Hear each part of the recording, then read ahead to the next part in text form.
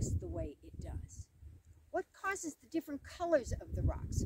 What causes the landscape of the rocks that we see around us? Well, the colors come from what we call oxidation. Oxidation is when metal combines with an oxygen molecule. And we commonly know that as rust, when iron combines with oxygen.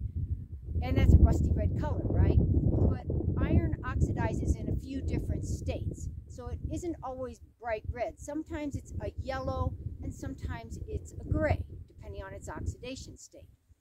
And sometimes we have reducing conditions.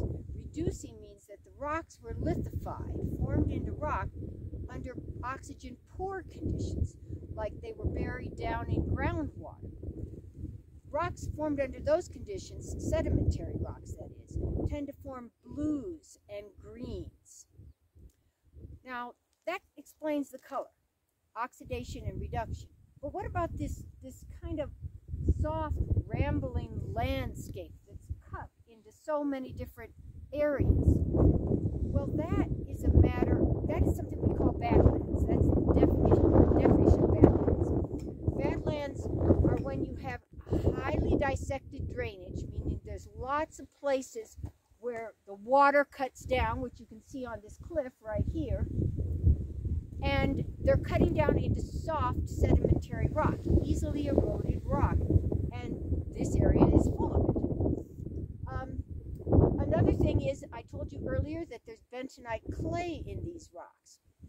Bentonite clay, if you have a cat, you may be familiar with it because it's what they put in cat litter. It soaks up liquid really well, and it swells up to 10 times its own size, and then it can shrink back down.